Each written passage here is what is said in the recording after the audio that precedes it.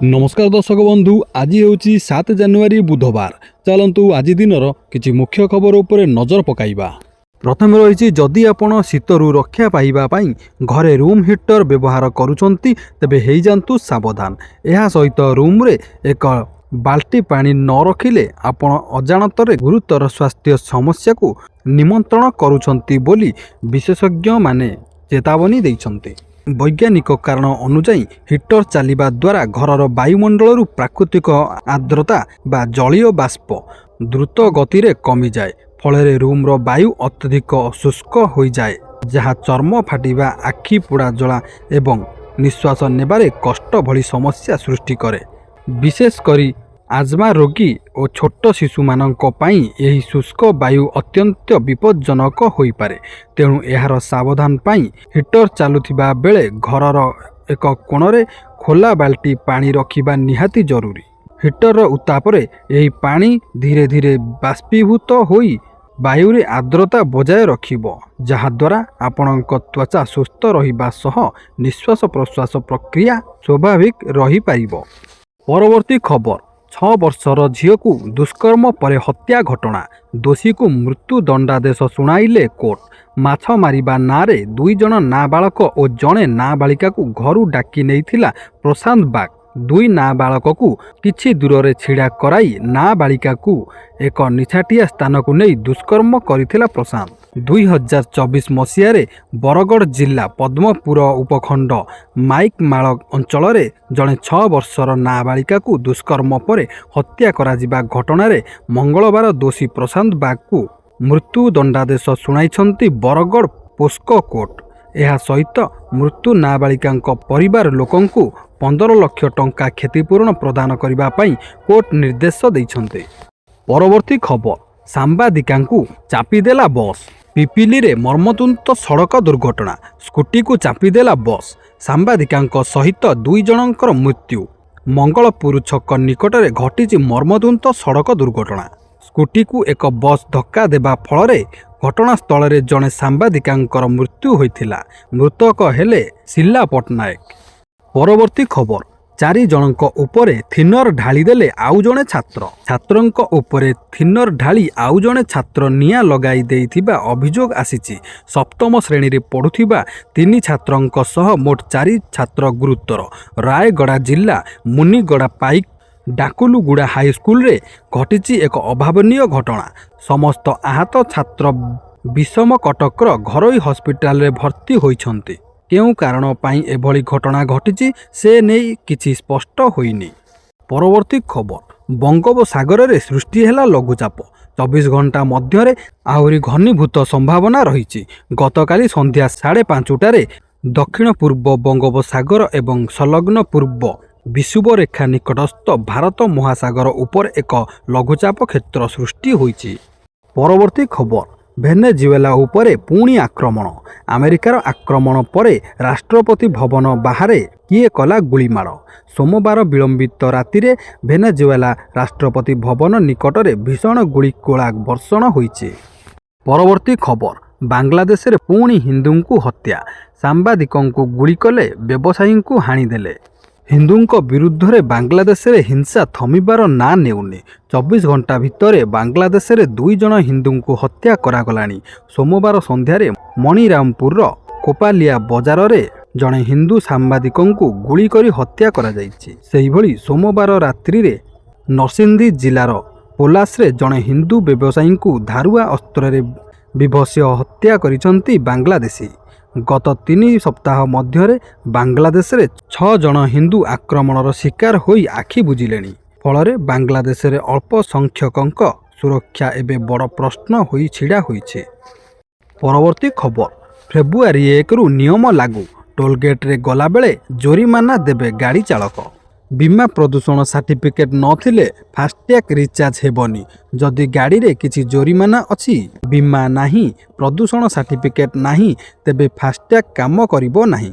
एथिपाई toll gate रे गला बेले जोरिमाना गाड़ी चालकों को देबाकू पड़िबो। फेब्रुआरी 1 रु एही नियम लागू हेबो। केंद्र सड़क परिवहन जातीय राजपथ मंत्रालय ନେଇଥିବା ନିଷ୍ପତ୍ତିକୁ କାର୍ଯ୍ୟକାରୀ କରିବେ ଓଡ଼ିଶା ସରକାର।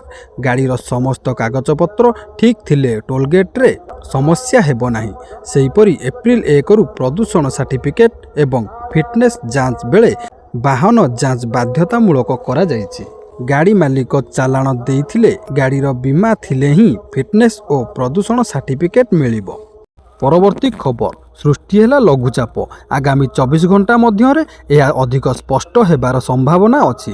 5 ଜାନୁଆରୀ ସନ୍ଧ୍ୟା 5:30ରେ ଦକ୍ଷିଣ ପୂର୍ବ ବଙ୍ଗୋପସାଗର ଏବଂ ସଂଲଗ୍ନ ପୂର୍ବ ବିଷୁବରେଖା ନିକଟସ୍ଥ ଭାରତ ମହାସାଗର ଉପରେ ଏହି ଲଘୁଚାପ କ୍ଷେତ୍ର ସୃଷ୍ଟି ହୋଇଛି।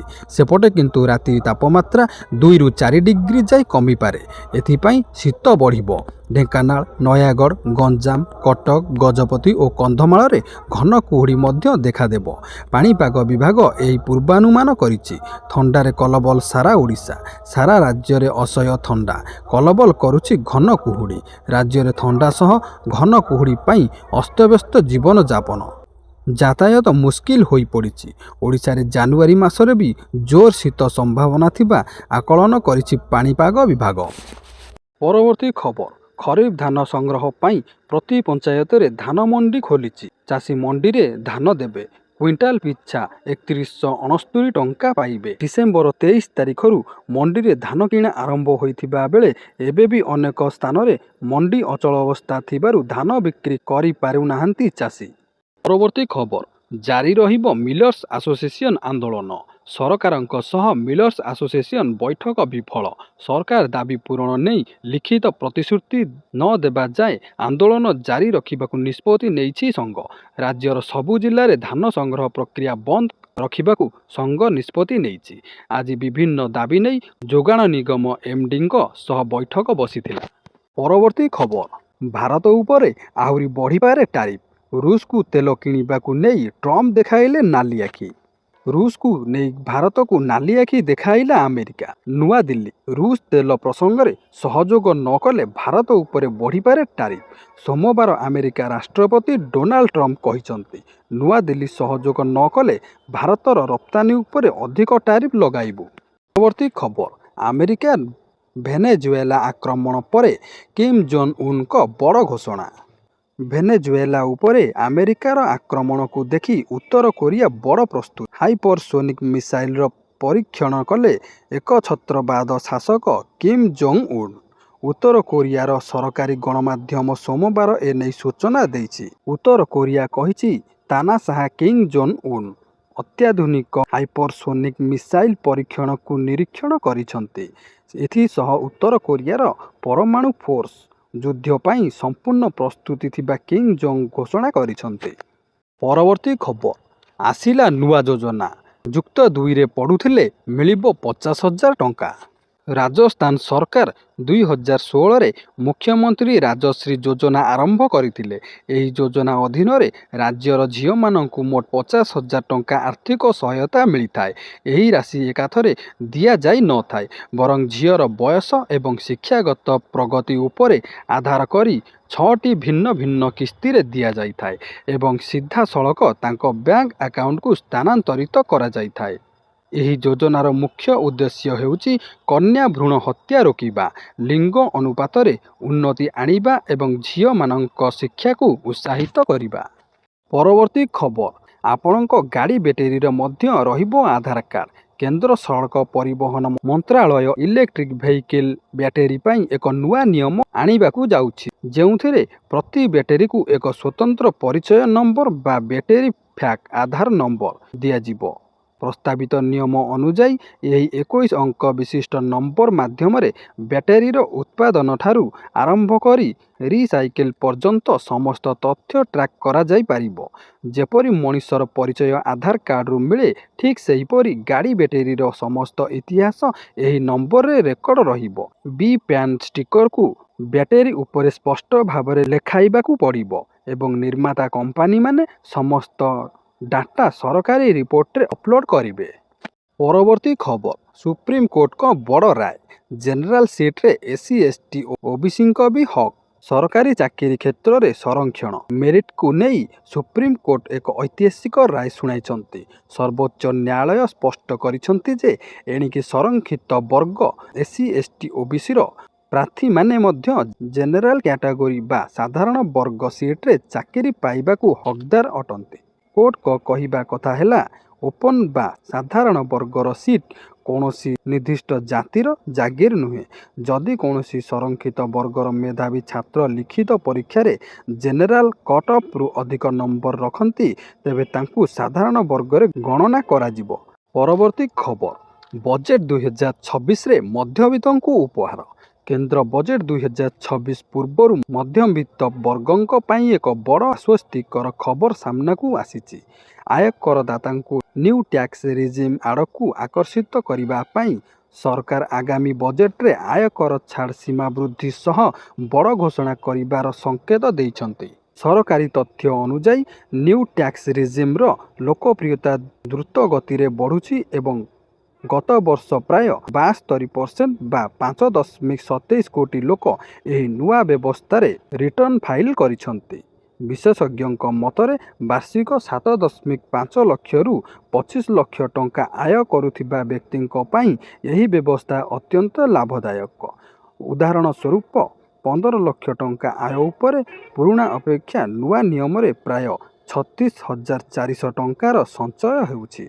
परवर्ती खबर आयुष्मान कार्ड थिले सावधान तुरंत करंतु ई-केवाईसी नचेत बंद हेबो मागणा चिकित्सा। आयुष्मान भारत योजना रे 5 लक्ष टंकार मागणा चिकित्सा पाउथिबा हिताधिकारी जरूरी सूचना। जदि आपण तुरंत एही गोटिए काम करिनाहंती तेबे आपणक मागणा चिकित्सा सुविधा सबुदिन पई बंद हो जाई पारे। केंद्र सरकार नुआ नियम अनुजाई एबे आयुष्मान कार्ड पाई आधार भित्तिक ई-केवाईसी बाध्यतामूलक करा जाइछि। नेशनल हेल्थ अथॉरिटी द्वारा लागू होइथिबा PIS 2.0 व्यवस्था रे बिना ई-केवाईसी रे ना नुआ कार्ड मिलिबो ना डाक्तरखाना रे चिकित्सा संभव हेबो। जालियाती रोकिबाकू सरकार AI व्यवहार करी 61,000 रु अधिक संदिग्ध कार्ड चिन्हट करिसंती। या सहित कार्ड रे नुआ सदस्य जोड़िबा प्रक्रिया को मध्य कड़ाकड़ी करा जाइछि। तेणु हॉस्पिटल रे हैरान न हेबा पाई आज ही निजर ई-केवाईसी अपडेट कराई नियंतु। परवर्ती खबर घरे बसी करंतु ड्राइविंग लाइसेंस रेन्यू। 2026 रे कौन आपणक ड्राइविंग लाइसेंस रो अवधि सरुछि कि तेबे चिंता करंतु नाही। एबे RTR ऑफिस रे लंबा लाइन रे छिड़ा न होई आपण घरे बसी मात्र किछि मिनिट मध्य रे निजर लाइसेंस रेन्यू करि परिबे, जहार संपूर्ण प्रक्रिया ऑनलाइन माध्यम रे हेबो। नियम अनुसार लाइसेंस रो अवधि सरिबार 1 वर्ष पूर्व आपण आवेदन करि परिबे। जदि मियादी सरी जाए तेबे 30 दिन ग्रेस पीरियड मध्य रे बिना जरिमाना रे रिन्यू करी हेबो। एथिपाई sarathi.paribahan.gov.in वेबसाइट रे लॉगिन करी निजर डॉक्यूमेंट फोटो और दस्तखत अपलोड करिबाकू पड़िबो। ऑनलाइन फीस पैठ करिबा परे मात्र 15 रु 20 दिन मध्य रे डाक जोगे नुआ स्मार्ट कार्ड आपणक घर ठिकाना रे पहुंची जिवो। तेबे केवल बायोमेट्रिक जांच पाई थरे RTO ऑफिस को जीवा पाई पड़िबो। बाकी सबु काम घरे बसी आपण करि परिबे। सुभद्रा योजना को नहीं गोटे बड़ अपडेट आसीची। आपण माने जानिथिबे श्रीमती प्रभाती परिडा गोटे बड़ घोषणा करथिले जे नुआ वर्ष रे नुआ हिताधिकारी माननकू सुभद्रा योजनार एककालीन 10,000 टंका मिलिबो। तेबे नुआ वर्ष तो सरी सारिलानी किंतु कौनसी नुआ हिताधिकारी माननकू टंकाटीए ए पर्यंत मध्य मिली नाही। तेबे कथा हला जे नुआ हिताधिकारी माननकू केबे ए सुभद्रा योजनार 2टी किस्ती बा 10,000 टंका एककालीन मिलिबो। आउ जो माने पूर्वरु प्रथम द्वितीय और तृतीय किस्ती पाई सारिचंती सेमानंकर केबे चतुर्थ किस्ती मिलिबो। आसंतु आज आमे एई वीडियो माध्यम रे पूरा अपडेट जानि नबा जे केबे सुभद्रा योजनार टंका आपणक अकाउंट को क्रेडिट हबो। तेबे 10 राखी पूर्णिमा किस्ती आउ महिला दिवस किस्ती ए दुईटा मिसिकी एकाथरे 10,000 टंका आपणक अकाउंट को क्रेडिट हबो। तेबे कथा हला जे एई 10,000 टंका आपणक केबे मिलिबो। देखंतु सठिक डेट तो ए पर्यंत घोषणा करा जाय नै, किंतु कह जाउछि जे एई जनवरी मास शेष सुधा आपणकू एई 10,000 टंका मिली जिवो। जो माने नुआ हिताधिकारी माने अछंती सेमानकू एई जनवरी शेष सुधा तांको अकाउंट को 10,000 टंका क्रेडिट होई जिवो।